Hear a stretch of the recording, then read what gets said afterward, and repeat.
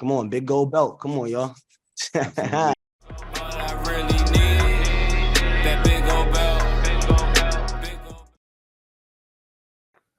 What's up, everybody, and welcome back for another recap review show here at Big Old Belt Media. Adversary and I get ready to tackle episode 8 of season 2 of Bel-Air, where this episode is titled Pursuit of Happiness. We got 2 more till we get to the finale.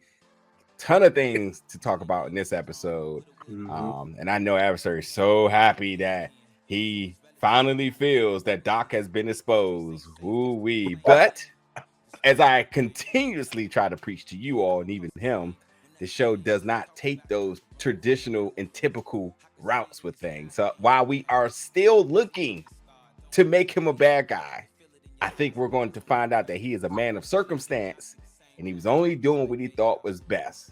There's no way in one moment we get him opening up his heart about how he had to take care of Jackie and he was there for her since the beginning, to him now becoming a guy that beyond the bribing, but this sort of is intentional. I don't know. But again, I think that I think he's a guy of circumstance. And I'm not saying bribing is good. We know bribing has really tanked a lot of kids and leagues and organization on all levels. You know, if anybody know anything about flag football in Southern California, the adults are out there they got their mortgage on the line, and I think those type of things, and AAU, and all sorts of probably things on the collegiate level. I mean, we know about how it was before the NIL deal and all that sorts of different things. So I think we're gonna sort of open up a conversation in this show about the wrongdoings within sports to bring awareness. But I don't think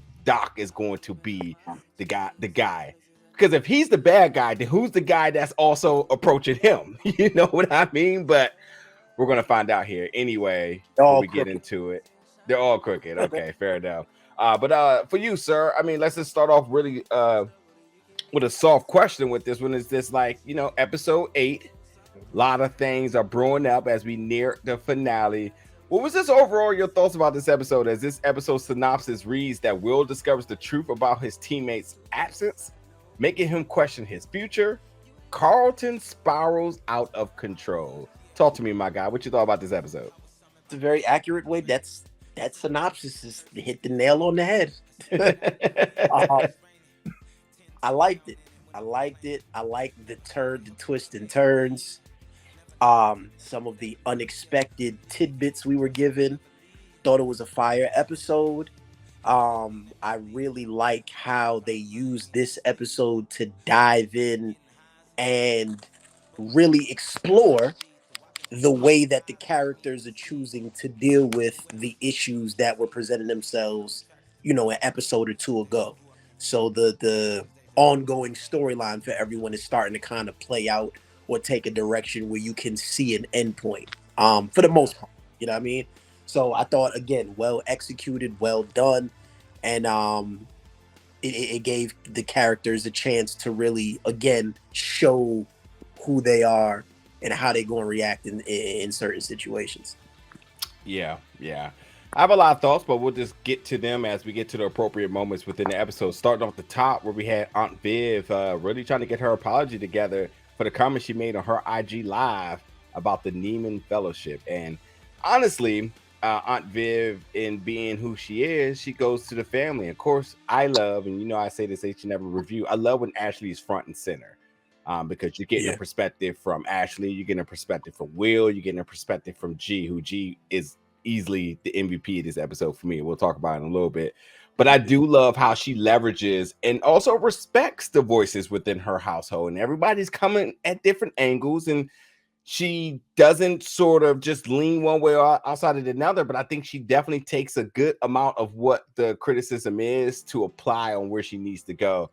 But I will say, as much as I adore Ashley, no one has her heart in her mind like Hilary. I think when Hilary comes in, that's sort of like the period on the end of that sentence to say, Mom, come on now. This is what you got to do. But that's kind of how the episode starts. And then we got Will and Phil with some tension. They're avoiding each other.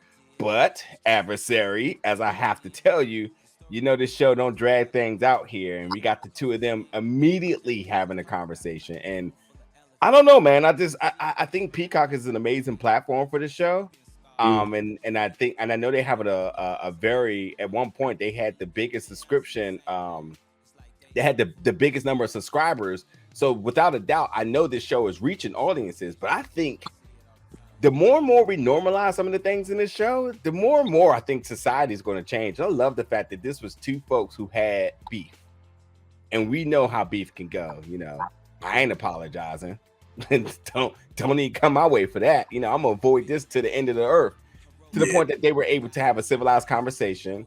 And Uncle Phil still tenses up a little bit at times, but he respected Will and granted his wishes. And as the theme of Will in this season has been about more independence, and then the balance between support and control for Phil, and then Phil overly relinquishing the decision making by giving it to Will to say, well, you decide when you need my help. And then Will basically ultimately saying, like, all I wanted was a little space for me to do me, and then they make up. What did you think about how they compiled a dilemma that we know in our household, in our community, in other mediums, that this right here is a drama that can carry an entire season? To see this from one episode to the next, probably holding a total of 3 to 4 minutes of screen time, be resolved, but so important. What was your thoughts about it? I think to your point, that seems to be one of the formulas that the show uses, which I actually kind of like. One thing I always tell people, like, I use Power as the example, because I feel like I said, I took Fresh Prince of Bel-Air and just infused it with power and came up with an incredible product. The big thing for me with Power was that I don't typically watch those kind of shows for that reason, because I feel like it's the same story being told. What grabbed me with Power was the writing, thought was brilliant, and the execution of how they did things. And I think that's probably the biggest difference, where in Power, Ghost or Tommy or whoever it was, they might have an issue that dragged 2-3 episodes. You know what I mean? And these is hour-long episodes. So it was like you really get to see the problem in full swing. Whereas in Bel-Air, they'll introduce something that gives the appearance of, oh, this is going to drag for 2 episodes, and then they knock it out, like you said, 4 minutes and they on to the next. But I think that allows the formula for Bel-Air to continually introduce new problems. So it's a different kind of roller coaster ride. Instead of just up, the long joint and then the drop, they'll give you a little smaller up and a drop, but then they'll give you a loop. They'll bring you back. They'll take you through the tunnel. They really can play with you emotionally on a different level, because they're able to introduce so many issues as opposed to having one issue drag out over a bunch of episodes. And I like how they execute that. Yeah, so it's just ways to have drama without it being toxic. Yeah. There's ways to have conflict between two humans without it becoming always going extreme. Yeah, exactly. It doesn't have to get physical. It doesn't have to become, should I say, again, the traditional ways of how we see things to be done. And a lot of the traditional ways that we see things to be done were never really healthy in the first place, which creates generational trauma and so on. So, like, it's good to see this show address these things, provide solution and outcome, and just take just taking another route and another perspective that I think we can appreciate. I mean, like, to be honest, right at this point of the episode, I was like, shit, that's all I need to see. Like, I think for folks who do podcasts and who goes into these shows like this and like really break down these character profiles, these character art, I think that scene alone is worth an hour banger of understanding the human psychology and the human interactions here and conflict solution. I mean, it's really beautiful for them to do so. I don't think this show gets enough credit for its writing. That's the end of that statement there. My whole preaching sermon I got here. But anyway, we got Carlton and Will, because as Aunt Viv said, well, there's no way you're getting 2 solutions in a row. But anywho, Will, has this game, and he said that, hey, we'll be there at the game. And oh wait, that's not that. I'm thinking about a whole nother scene. So he comes in. Oh yeah. So they're having their issue, and whatever the terms of the issue was, because they're avoiding each other, because we know that we know that Carlton. Actually, let me be correct here. There's an issue between who leaked the video. Carlton thinking it's Will beefing with Carlton for him thinking he would do that. But Will's not so forgiving at this moment, because we know he's not forgiving later. So there was no way he was going to sit here and mitigate this one. This one was going to have to carry out a little bit longer. But Will has a game. They also said that, the family said that they'll be there. And Carlton throws in there like, you're always on his side. How unexpected. Right. And then Carlton has a nosebleed, which I knew needed to happen at some point, because the way my man been tweaking that line here. Breathing very heavily, we'll say that. All that. Yeah.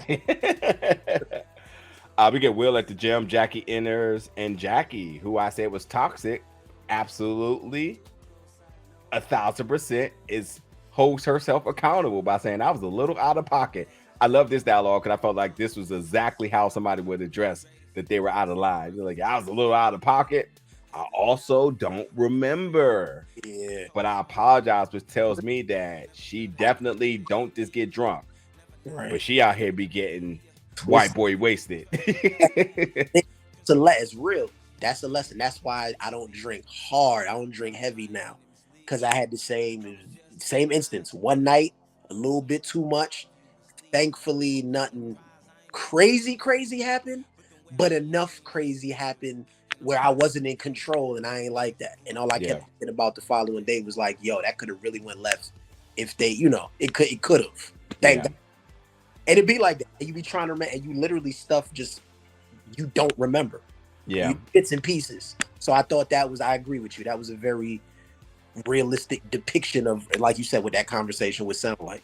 Yeah, and like, you live and you learn. And she says, after this, and she also appreciated also how Will handled it. And Will was very empathetic about the situation. And then he says, like, I'm ready to share a little bit more. Yeah. But then Will changes sort of the direction of this conversation and says, hey, why isn't Ryan on the team anymore?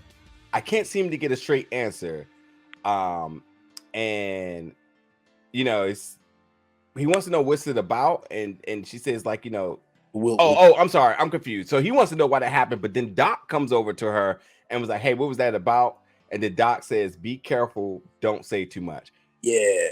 There's an arc here developing. We have a teammate that we saw him bonding with last episode, who was very much like confident about the program, the system, and the success that it turns, and about putting in the hard work to get the results. I mean, that's sort of been what the model at Zenith has been. Yeah. Just for this episode of Black, he's off the team.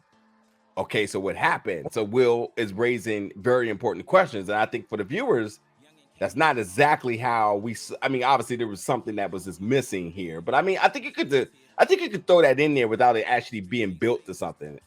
Or I guess you could say, like, what they did last episode did build to what you thought was going in one direction, just to come back and say, like, I thought he had it all figured out, just to come back and be like, oh, he's off the team. What is happening here? Yeah.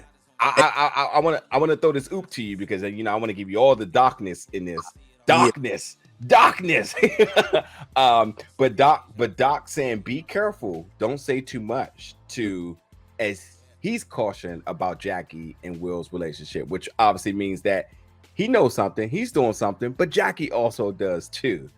Mm-hmm. What did you make of this entire little thing in this episode here? Took me back about 3 episodes ago, where after Uncle Phil agreed to send him to the school, and she walks in the office after they leave, and he's like, yeah, good job. It took me right back there. I was like, bruh. And that's the thing, like, I was half of me at least was kind of rooting for there not to be any sideways business. But like I said, no, you wasn't. They kept up, bro. That's the thing. Sometimes, some, I guess, directors, they got like everybody got their style.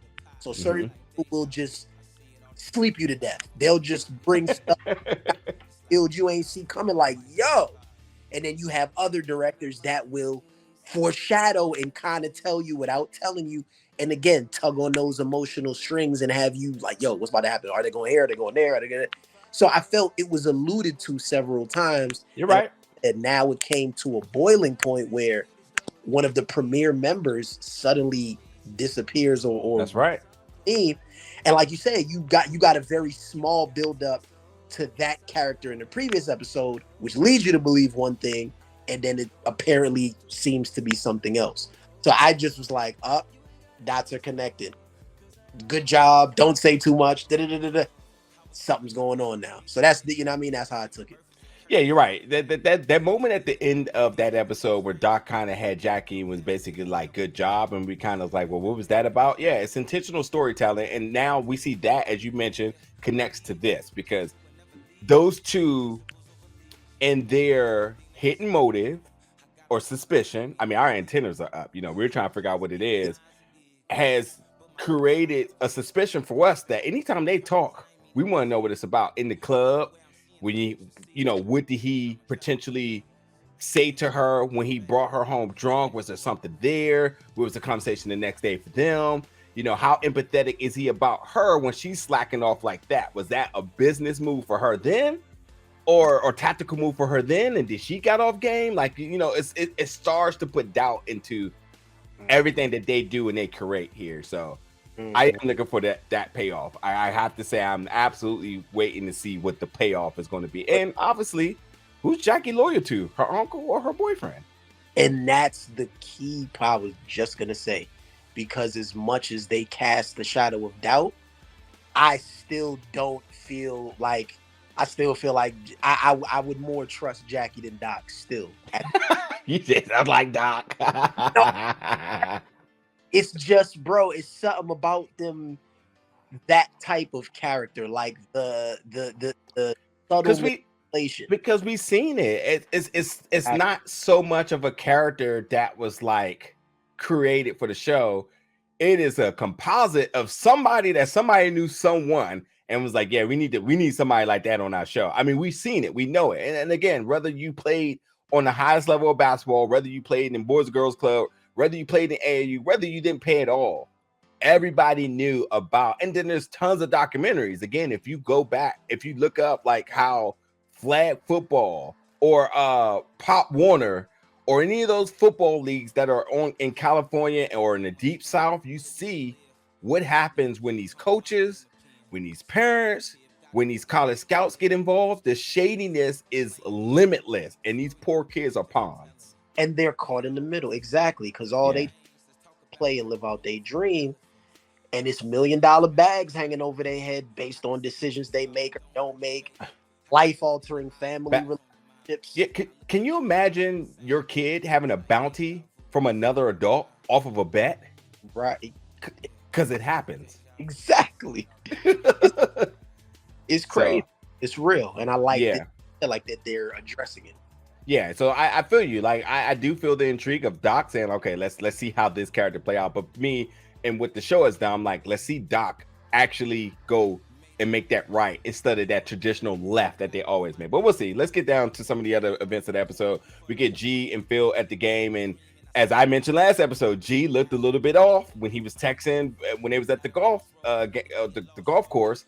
And now he's at the game. He's like, listen, man, I just need you to know I'm 100% back. I lost a little bit of focus, but I'm 100% back. I don't think this had anything to truly do with Frederick.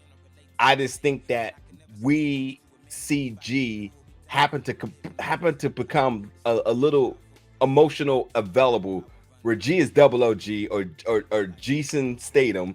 What you call him? Jason Statham? Jeffrey Statham. Yeah, my bad. Yeah. I mean, which obviously is a character who doesn't show emotion, but who can execute a plan to the utmost. But I think that the bonding and the preparation of Frederick definitely played the part, but I don't think it's to blame of Frederick. I just think that we had to see G have emotions, and I think that was the distraction. He was just like, oh man, I can't be a robot. I can't be an agent right now. I gotta care for something, you know. And I think it tapped into some things that he had to suppress for a long time. So again, quick 30-second of a scene speaks dividends for a character that we endure, you know. Doc and everybody in the locker room, we hear a little bit about why Will wears number 14, and then everybody said, why did you pick 14? It says remind him about when he came into the world. He gave the story about when he was born with his mom and all that other good stuff.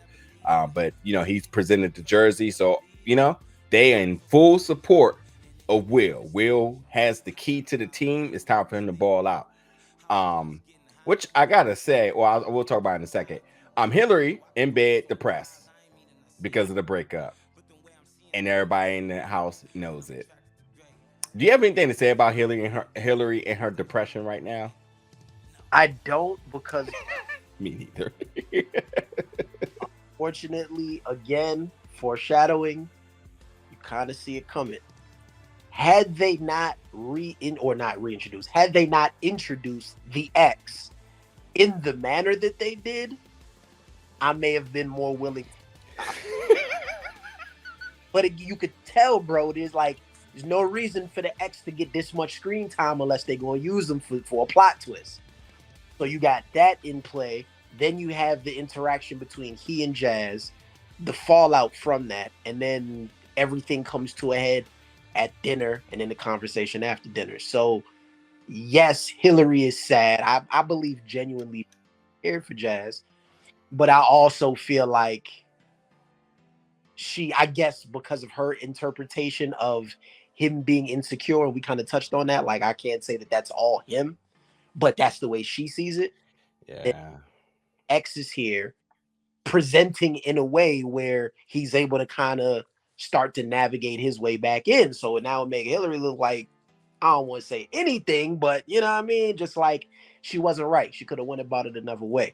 And for her to be so quick, that's the other thing. You just broke up with Jazz last episode, and you already at Cuz house hooked up with him? Like, damn.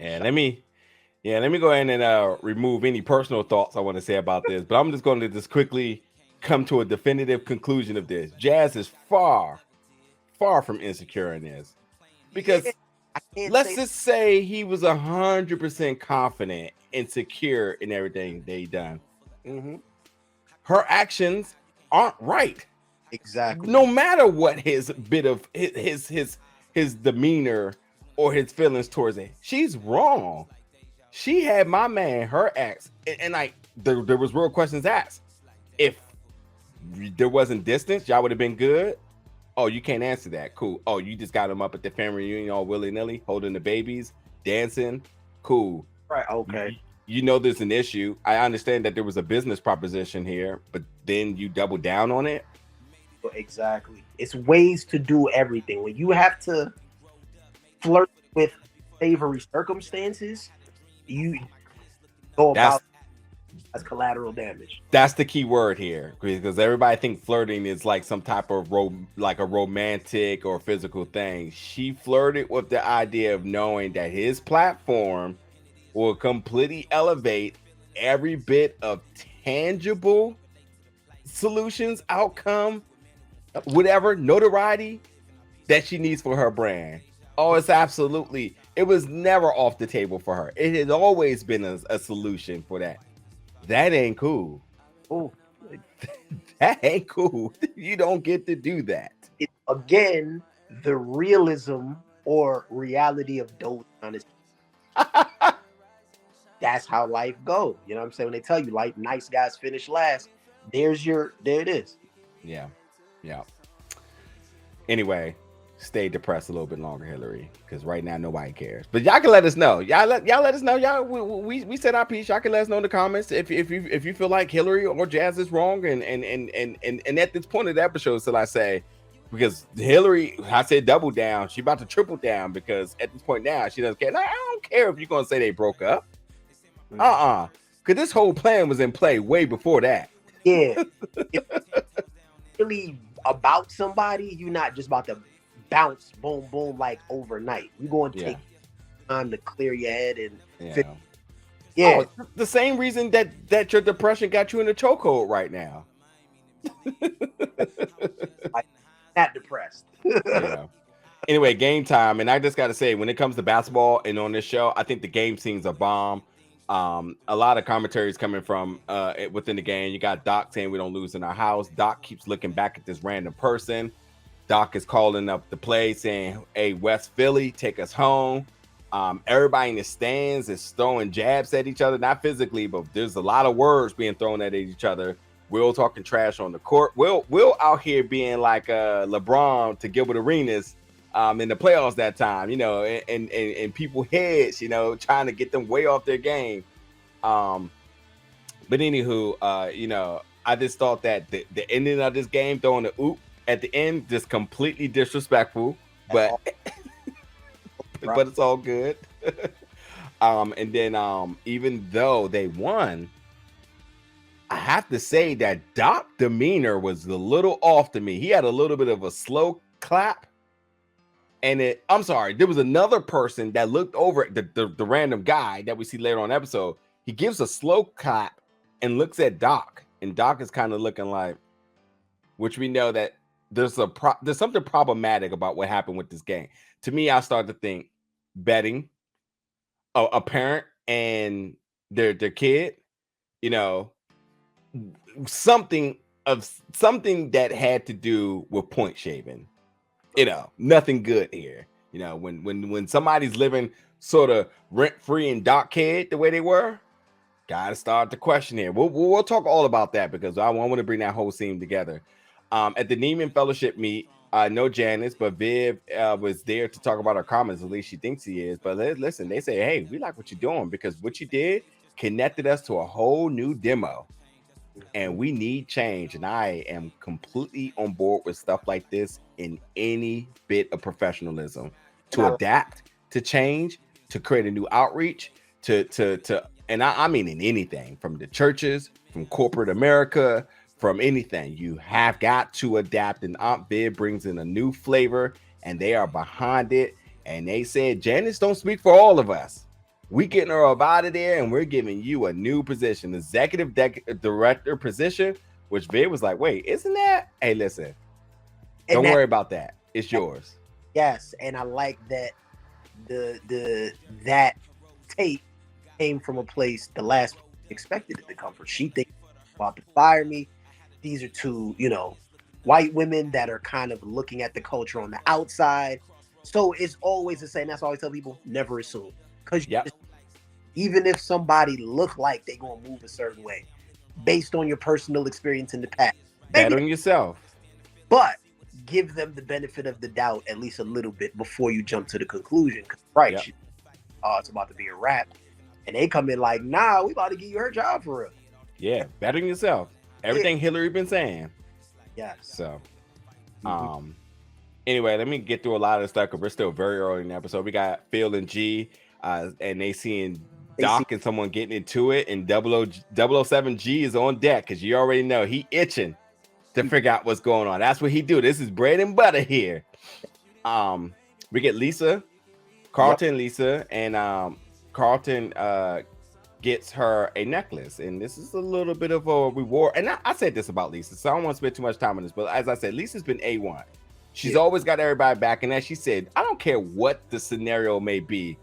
If it's something romantic or whatever it is, I always got your back. And that's why I love me some Lisa. That's why I'm pro Lisa all the way. And Carlton get her a little reward as a necklace as a little bit of reward or a little bit of gratitude for everything she done is completely appropriate.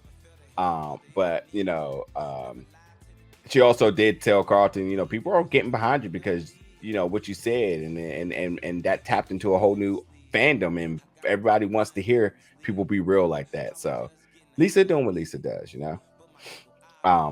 Phil and James, and this is a celebration and a tribute to their third partner in Derek, and asking Phil, we got to remind people why we started this in the first place.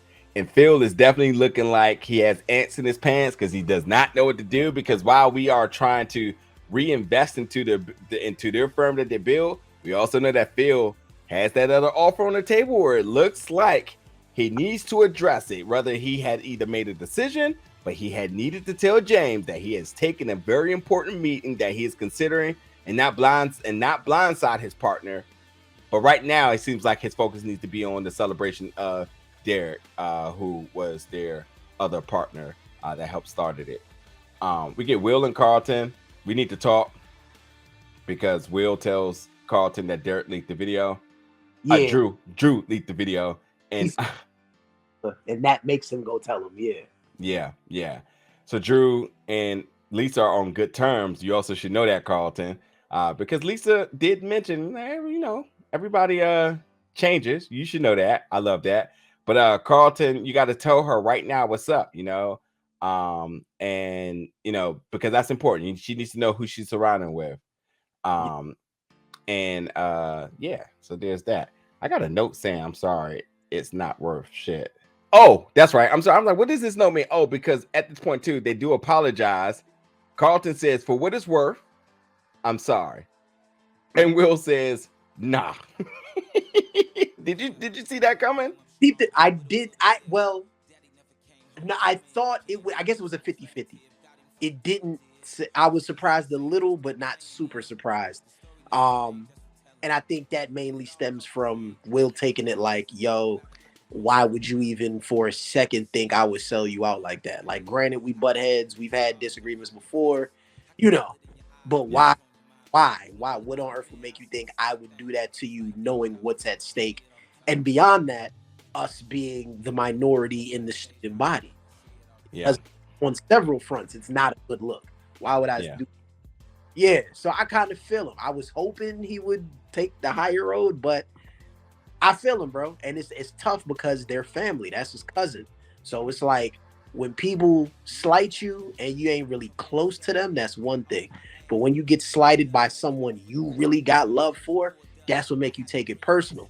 Like, I would have never did that to you. Yeah, it's different from a mistake against an attack on character.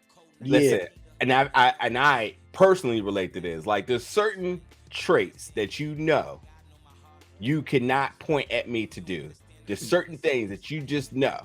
You can never look at me and say I stole from you, because I would never.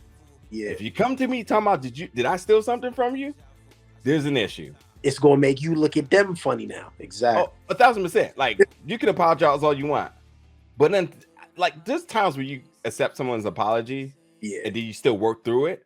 Yeah. But then there's also certain times where you're just like, I'm not even going to even let you think I'm okay with this right now.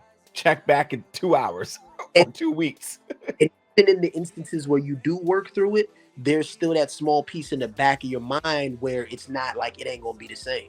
Yeah. We're over it, but it's not the same because I know now there's some part of you that's looking at me in this manner. Yeah, there's definitely parts of like an apology where I can be like, you know what, I'm sorry, I'm still like 10% dealing with it mentally, but I had no reason to even bring it up. But then there's also where it's just like, oh, you can be sorry, but I'm 1,000% still on this, and I'm not ready for you to think that I'm off. Period. Even though I could be or could not be on it. You know what I mean?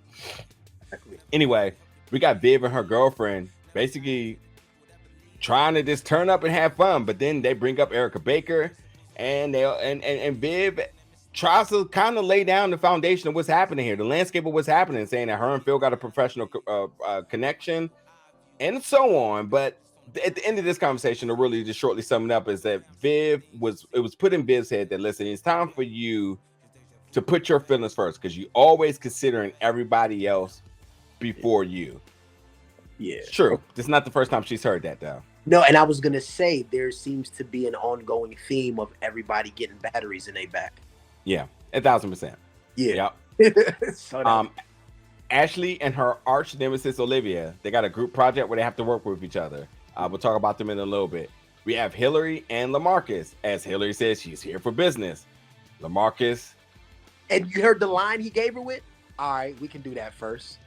Yeah. Because Thingy's like, bro, if she ain't nothing to that, what do you mean? Or no, that's all there's gonna be. She just let it roll. She just let it ride. It's to me, and it's something about folks who have trust for other folks. Mm-hmm. I'm sorry, there's folks that have trust for a situation because of they trust themselves, who do not identify the lack of trust and respect from the opposite party. Right. That's what this is. Hilary could be the most straight up person in terms of just conducting herself in an ethical way here. Right.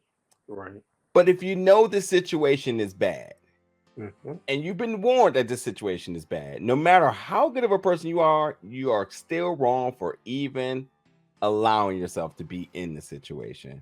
Yeah. It's just what it is. It's like, it's a lot of scenarios I could kind of equate here, but I just won't. It's a level of respect that I think is a fine line. Where does the balance come in from respect for the other party, the individual not feeling like their hands are tied or that they're acting outside of what they would do so they don't hurt another person's feelings? You know what I mean? Very thin line of balance there. Yes, I want to respect you or be respectful of what's happening, but at the same time, like, I want to make this move, or I don't want to not do something because somebody like putting a stop on your own progression for someone else to be happy. Yeah.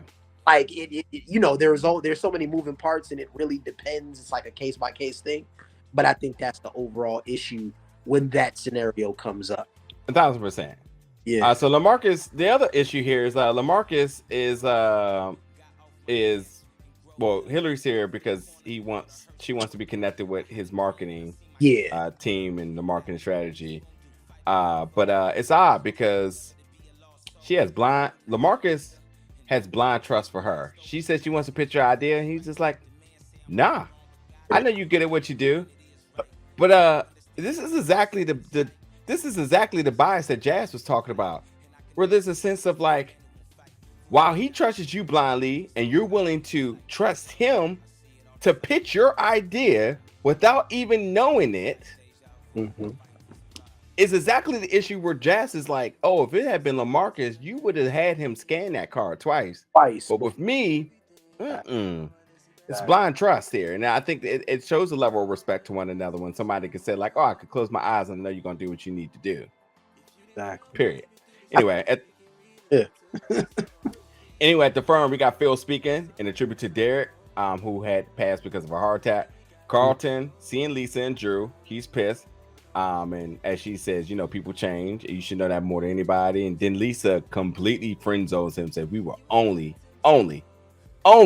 be friends, my guy. And then he throws a blow and says, oh, you're so desperate to get over Will, you ran to the first asshole who would pay you attention. And Carlton is down bad after that because he knew after that shot he hurt himself just for him to have to go and get a re-up from Connor. And Drew did peep game there. We got Will texting Jackie and walking, seeing Lisa with car trouble. And she said she's not going home. She's going to the hospital because Angela, who is her father's girlfriend, is getting ready to have a baby. She's about to have a baby brother there. Ashley and Olivia, as they bring up Mrs. Hughes, and the two of them talked about how they judged the book by a cover and jumped to conclusion.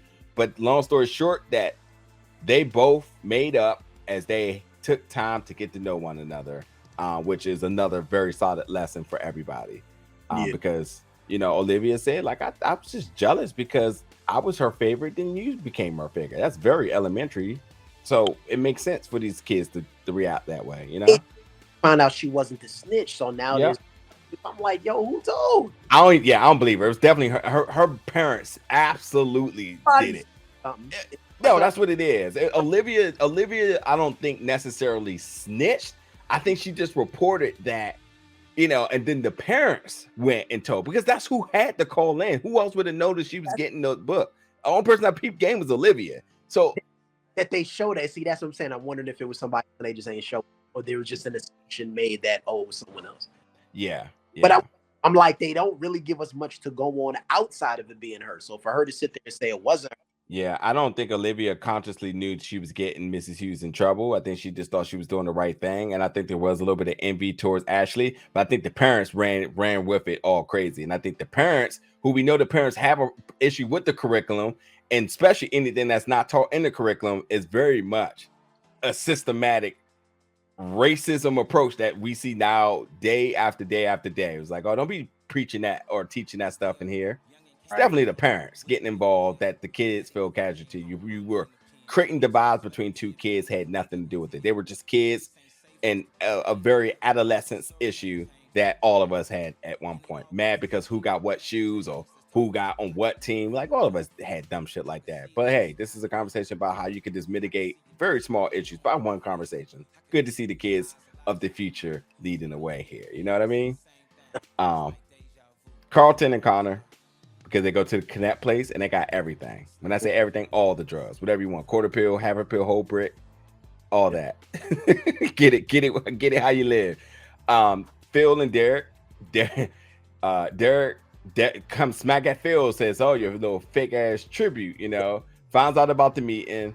He says, and basically, Phil doesn't really answer anything, but Derek is left to the conclusion that he's considering the offer and also congratulate him for fooling everybody by thinking he was actually going to reinvest back into the firm here.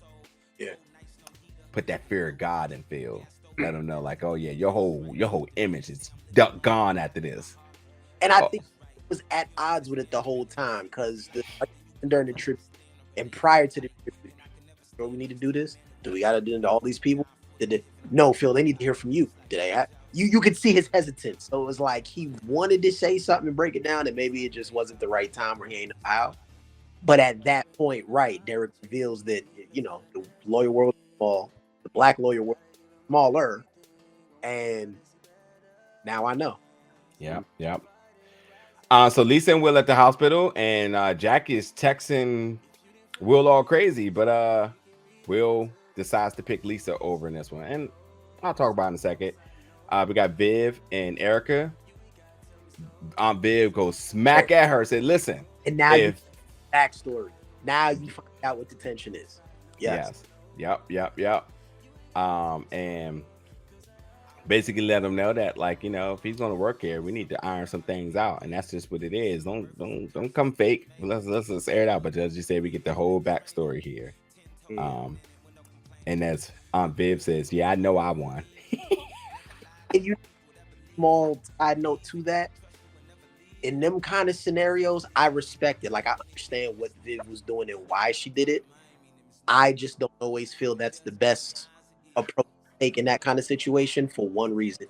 When you do that, you indirectly or inadvertently make yourself look weaker, because it makes it come across as if you're worried about what the other person is going to do.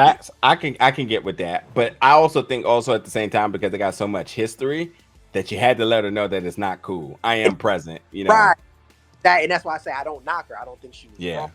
But it just kind of also, yes, I'm here. I'm gonna let you know I'm here. This is my man. But then well, you know, that's your man, and that's everything. Like, you ain't got to, like, you don't have to go that extra mile to let me know what's already understood.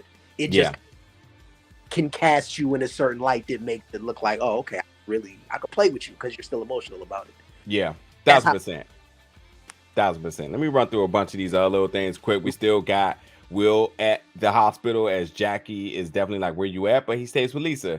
Hilary and LaMarcus, as LaMarcus gives her a billboard and then says, "Go ahead and take a picture in front of it. We know this is going to come back." Yeah. ain't nothing to, but hey, she's damn sure happy. She's running with it. Yeah. And right after the billboard, he gives her that speech that he'd been sitting on for 2 episodes.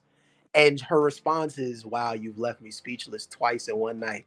So Jazz not even in the back of your mind no more. Damn. Yeah, she ruthless, Mara. I go, bro.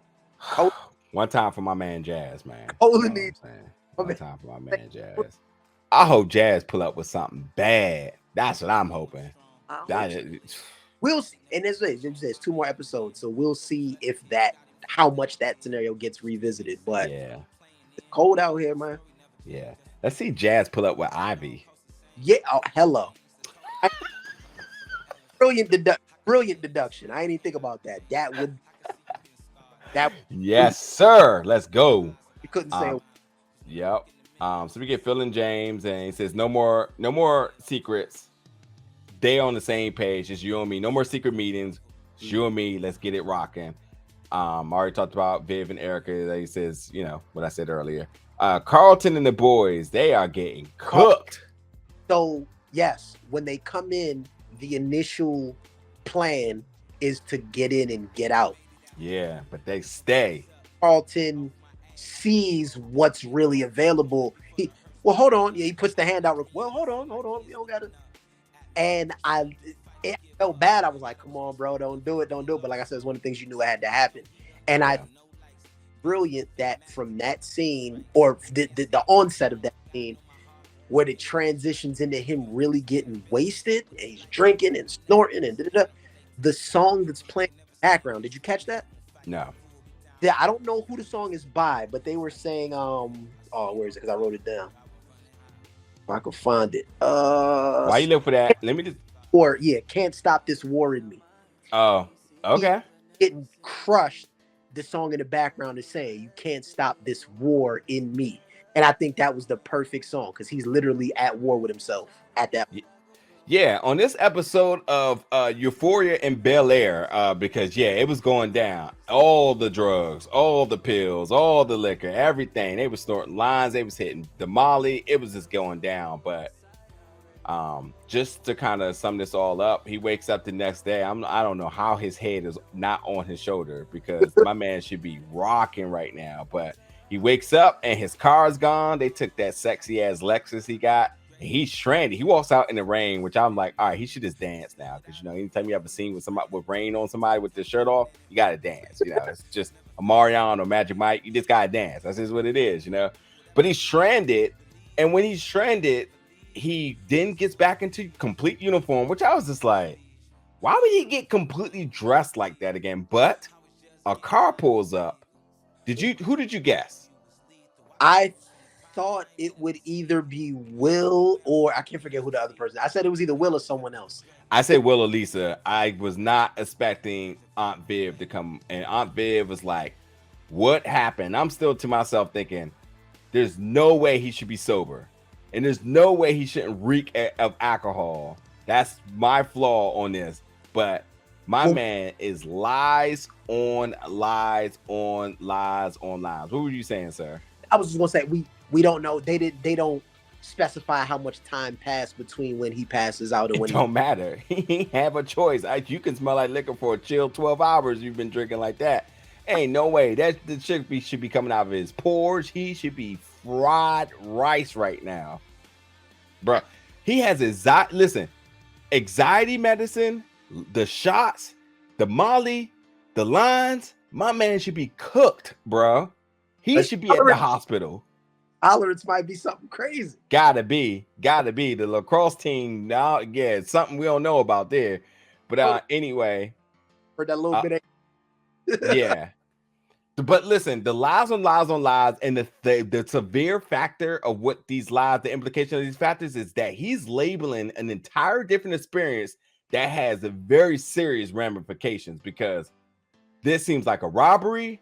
This seems like a measure of drugging. And that's not going to go good. There's going to be a major fallout from this, and he's partly to blame. I would say 50%. Partly, he's all the way to blame. All the way outside of them doing what they did. Yeah, because there was the opportunity to get in, get what you need, and leave, and he chose. He chose to go rock with Connor. He chose to go around another set of people he knows nothing about. Yeah, Euphoria. 1000% Euphoria at Bel-Air. HBO and Peacock special collaboration. We get Will and Lisa, and Will stayed the entire time, and Lisa says you're a good friend, and they even hold hands. And there was a very important thing that Will said to Lisa. Says it takes a lot of energy to keep yourself as the outsider. But then this ultimately has Lisa very enthused to meet her little brother. Pop says thank you, but he says not just for the ride, but for everything you did, because you did a lot more than the ride. And this is a big deal because this is the acceptance from her father that he did not have last season. Exactly. Yeah.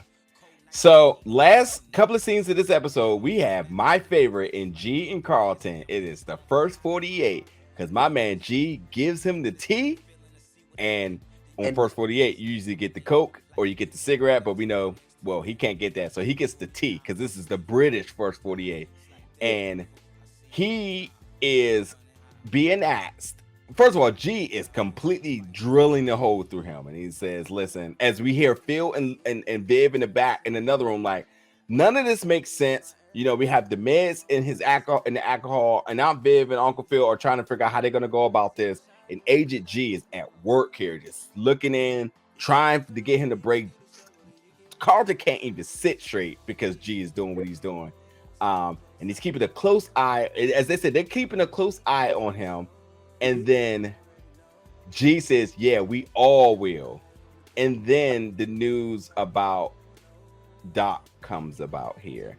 I'm sorry. G says, "I have some news about Doc." So G is working overtime and getting everything done. But listen, I can't wait till G cracks the case, because he has 48 hours, which happens to be 2 more episodes, to figure out what really happened to Carlton. As I think more or less, no, it was what I took from that scene was like, tell me I know you're lying without telling me I know you're lying. Yeah, 1,000%. Like, listen, man, you can. Well, yeah, we'll talk about the very last scene in a second. Will shows up looking for Jackie. She went home. But then Ryan shows up and says, "Where you been?" He says, "I'm here to get all my shit." He said, "Hey, what's going on?" He says, "Listen, look, Doc is not who you think he is." And he grows the suspicion more about Doc as Will has question mark. Carlton typing an email, which it looks like to Connor, as he's trying to get a story together about what happened. But G says, "I found your car," because G doing what he does. And he says, "You know what I found was interesting? 10 miles from where Mom picked you up at. That's a very long walk for, you know." Why twisted like that in the rain? But he says sooner or later the truth will reveal itself, and he gives him back his keys and his phone and everything. And Carlton is definitely in hot water. Will and Phil, and he says, "Hey, I need to talk to you about Doc and Zenith." And he says, well, this is where you find out that Phil knows that, like, Doc has been taking bribes, and now someone is threatening to blow it up. And he says, "Well, have a seat." This is like a Chris Hansen interrogation, where it's just like, interesting. Okay, have a seat. And I like that because, again, it goes back a few episodes where Uncle Phil was trying to just do what was best for Will. And we had talked about that, where sometimes somebody can maybe see something you can't, and they just try from falling and busting your head. Oh, it's also the same thing that happened earlier. Will's here asking for help, and Phil's like, "Okay, yeah," because I already know what it is. He could have easily approached Will and says, "Let me tell you what's up." But this was him saying, "Oh, you're asking me for help?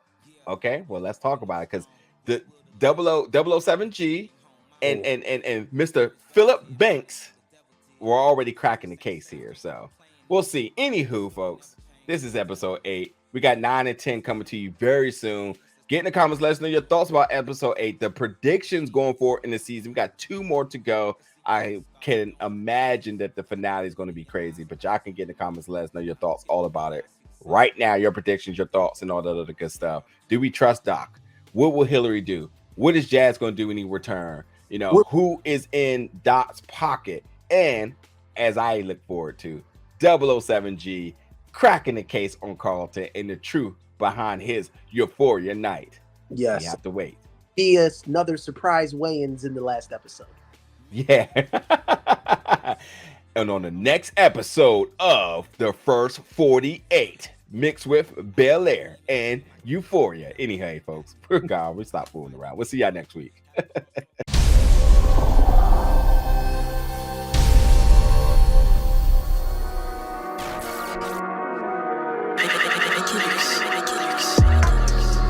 Big old bell.